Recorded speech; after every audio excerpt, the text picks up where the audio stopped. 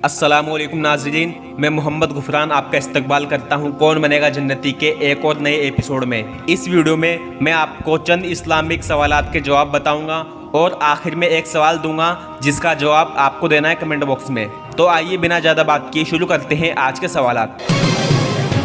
आपका पहला सवाल है, अजान से पहले सुन्नत पढ़ना कैसा है? आपके ऑप्शन है, पहला वाजिब है, दूसरा मकरूह है, तीसरा पढ़ सकते हैं, चौथा नहीं पढ़ सकते। इसका जवाब है अजान से पहले सुन्नत पढ़ सकते हैं। अगर कोई आदमी मस्जिद में जाए और उस मस्जिद की अजान ना हुई हो और वो उसी नमाज की सुन्नत पढ़ना चाहे तो पढ़ सकता है, लेकिन अफजल तरीका ये है कि अजान के बाद सुन्नत पढ़े।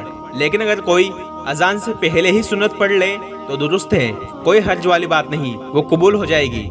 लेकिन अफजल ये है कि अजान होने के बाद ही पढ़ लें। आपका दूसरा सवाल है, आंख बंद करके नमाज पढ़ना कैसा है? आपके ऑप्शन है, पहला पढ़ सकते हैं, दूसरा हराम है, तीसरा सुन्नत है, चौथा मकरूह है। तो इसका जवाब है बिना किसी वजह के आंख बंद करके नमाज पढ़ना मकरूह है। लेकिन अगर किसी आदमी को ये लगता है कि अगर मैं आंख बंद करके नमाज पढ़ूंगा तो मेरा दिल नमाज में और ज़्यादा लगेगा और ज़्यादा सुकून और इत्मीनान के साथ मैं नमाज पढ़ सकूंगा, तो ऐसी हालत में आंख बंद करके नमाज पढ़ सकते हैं।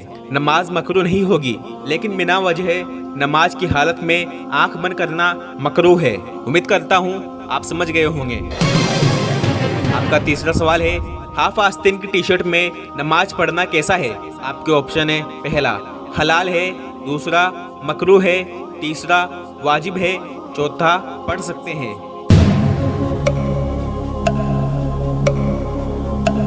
इसका जवाब है हाफ आस्तीन की टी शर्ट में नमाज पढ़ सकते हैं। इसको ध्यान से समझिए।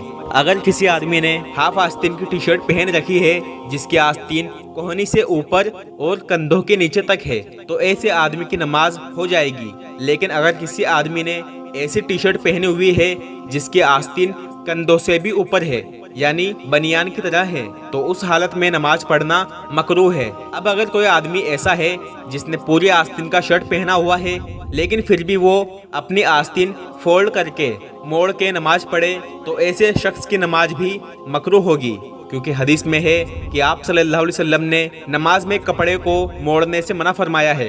तो अगर आपने टी शर्ट पहनी हुई है जिसकी आस्तीन ने कंधों को ढक रखा है तो आपकी नमाज हो जाएगी। लेकिन बेहतर ये है कि आप पूरी आस्तीन का शर्ट पहनकर नमाज पढ़ें, क्योंकि जितना हया के साथ, जितना पर्दे के एहतमाम के साथ आप नमाज पढ़ेंगे उतना ही बेहतर होगा। आपका चौथा सवाल है, इशा की नमाज का वक्त कब तक होता है? आपके ऑप्शन है, पहला 12 बजे तक, दूसरा 1 बजे तक, तीसरा फजर से पहले तक, चौथा सूरज निकलने से पहले तक। जवाब है इशा की नमाज फजर के वक्त से पहले तक पढ़ सकते हैं। जब तक फजर की नमाज का वक्त नहीं होता तब तक आप इशा की नमाज पढ़ सकते हैं। अगर किसी आदमी ने इशा की नमाज नहीं पढ़ी और फजर की नमाज का वक्त हो गया तो फिर उसको फजर की नमाज के बाद इशा की नमाज कज़ा करनी पड़ेगी। बाज़ लोग कहते हैं कि इशा की नमाज का वक्त रात के 12 बजे तक ही होता है, तो ऐसा नहीं है मेरे भाइयों। हदीस में बात यह है कि 12 बजे से पहले का जो वक्त होता है, यानी 11 या 11:30 बजे का वक्त इशा की नमाज का सबसे अफजल वक्त होता है। इशा की नमाज 12 बजे के करीब पढ़ना ज़्यादा अफजल है, लेकिन इशा की नमाज का वक्त फजर की नमाज के वक्त से पहले तक होता है। आपका पांचवा सवाल है, वुजू करने के बाद आईना देखना कैसा है? आपके ऑप्शन है, पहला गलत है, दूसरा वुजू टूट जाएगा, तीसरा वुजू नहीं टूटेगा, चौथा वुजू मकरूह हो जाएगा।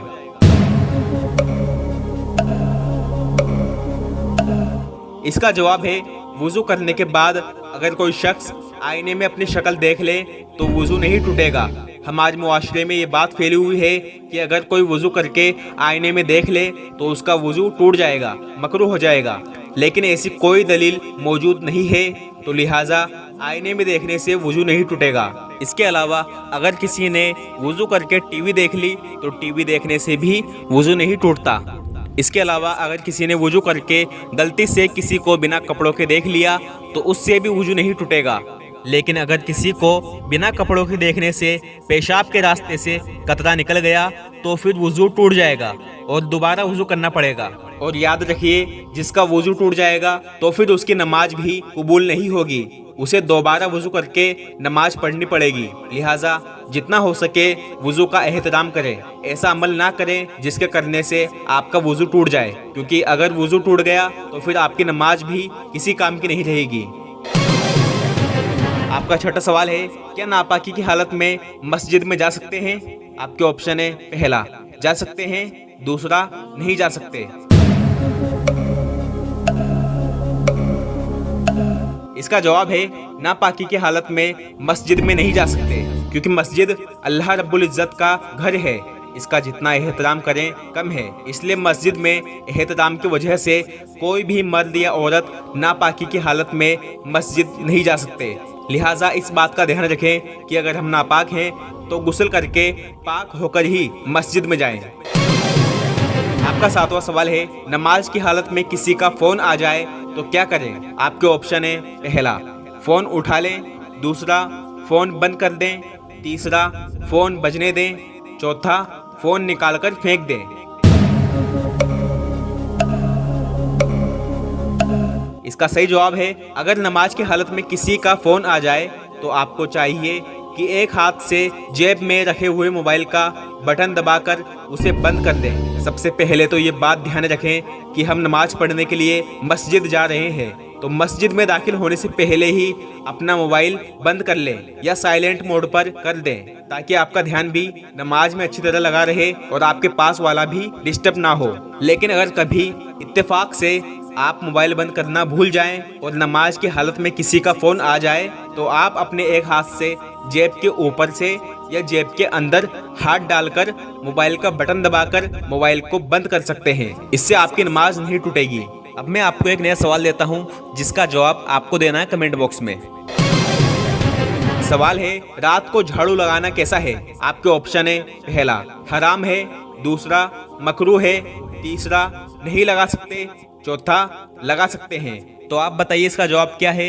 इंशाल्लाह मैं उम्मीद करता हूँ आप सही जवाब देंगे। आपसे गुजारिश है कि आप इस चैनल को सब्सक्राइब कर लीजिए और बेल आइकन को प्रेस कर दीजिए। मेरा ऐसी वीडियो बनाने का मकसद सिर्फ ये है कि मैं आपको दीन की छोटी छोटी बातें बता सकूं। आपसे गुजारिश है कि इन छोटी छोटी इस्लाम की बातों को अपने दोस्तों के साथ शेयर किया कीजिए, क्योंकि ईमान की बात एक दूसरे को बताना सवाब जारिया है। इसका सवाब आपको मरने के बाद भी मिलता रहेगा। मैं मिलता हूँ आपको अगली वीडियो में इंशाअल्लाह। जिंदा रहा तो अस्सलामु अलैकुम व रहमतुल्लाहि व बरकातुहू।